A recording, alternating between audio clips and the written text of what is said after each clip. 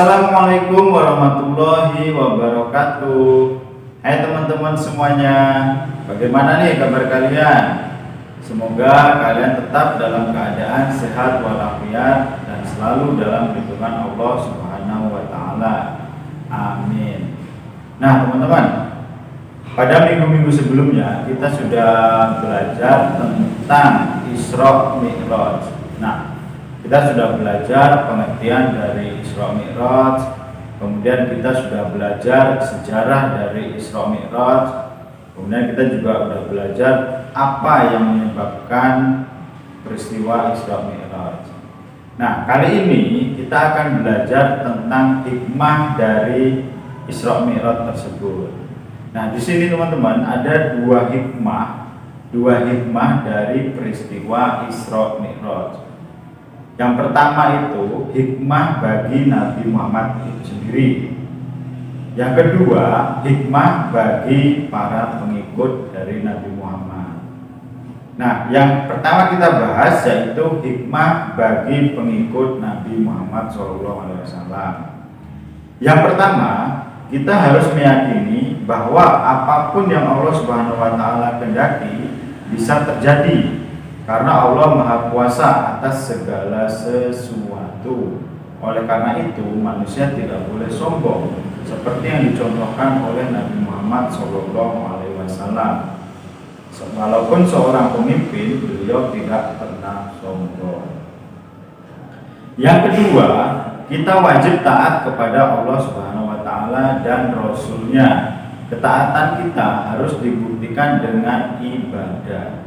Ibadah yang utama dalam Islam adalah menegakkan sholat, yaitu sholat 5 waktu. Ada Isya, subuh, ada zuhur, ada asar, dan ada maghrib.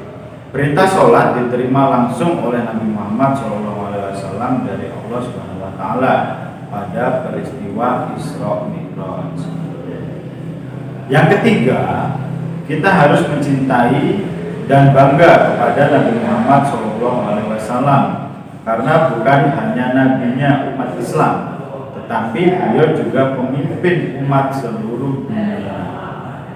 Isra'nya Nabi Muhammad yang dimulai dari kota Mekah menuju Yerusalem di Palestina membuktikan bahwa Nabi dicintai oleh bangsa yang bukan orang Arab saja, tapi juga sampai di luar Arab.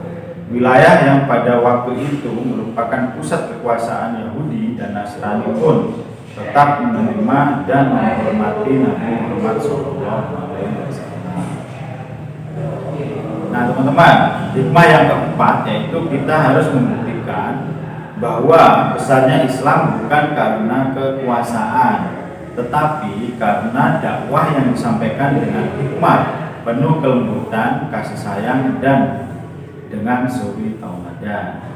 Hal ini buktikan bahwa Rasulullah SAW ketika berdakwah tidak pernah menggunakan kekerasan. Meskipun beliau banyak gangguan dari kafir Quraisy, tapi beliau tidak pernah membalas atau tidak pernah memiliki dendam sama sekali. Nah, itu tadi hikmah dari peristiwa Isra Mi'raj untuk para pengikut Nabi Muhammad SAW. Baik teman-teman, sekarang kita pelajari hikmah Isra Mi'raj bagi diri Nabi Muhammad SAW.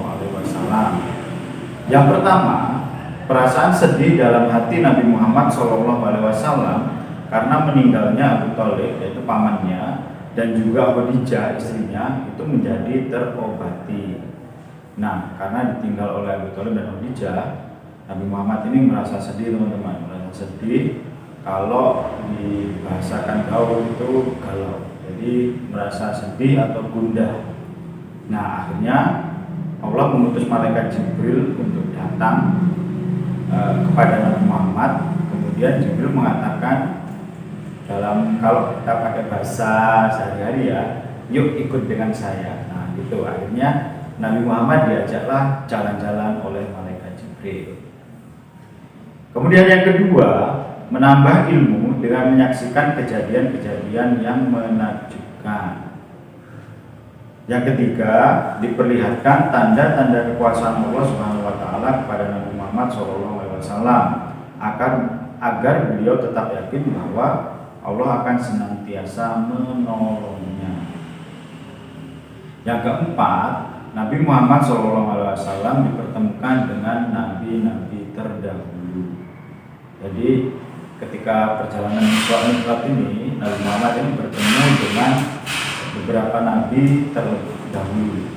Kemudian yang kelima, Nabi Muhammad SAW melihat kehancuran bangsa-bangsa terdahulu karena durhaka kepada Allah SWT. Yang keenam, Nabi Muhammad SAW dapat menghadap secara langsung kepada Allah SWT. Nah teman-teman, jadi Nabi Muhammad ini bukan hanya bertemu dengan nabi-nabi terdahulu, bahkan Nabi Muhammad ini menjadi imam sholat ketika sholat dengan nabi-nabi terdahulu. Begitu luar biasanya Nabi Muhammad, begitu spesialnya Nabi Muhammad. Kemudian Nabi Muhammad juga dapat secara langsung bertemu dengan Allah Subhanahu wa taala. Nah, di sini Nabi Muhammad mendapatkan wahyu secara langsung dari Allah, yaitu perintah untuk sholat 5 waktu, yaitu sholat isya, sholat subuh, sholat zuhur, sholat asar, dan juga sholat maghrib. Nah, kalau wahyu-wahyu yang lain kan diberikan Allah itu melalui malaikat Jibril. Nah, untuk sholat ini spesial ya teman-teman ya. Jadi Allah ingin bertemu langsung dengan Nabi Muhammad. Jadi perintah sholat ini diberikan secara langsung oleh Allah. Oke teman-teman, ini materi tentang hikmah peristiwa Isra dan Mi'raj. Baik teman-teman, nanti pada link deskripsi ada beberapa soal. Tolong kalian jawab ya. Bagi kelas 4B, jawaban bisa dikirim ke Budiah. Untuk kelas 4A, jawaban bisa dikirim ke saya sendiri. Baik, apabila ada salah kata, saya mohon maaf yang sebesar-besarnya. Saya akhiri. Assalamualaikum warahmatullahi wabarakatuh. Terima kasih.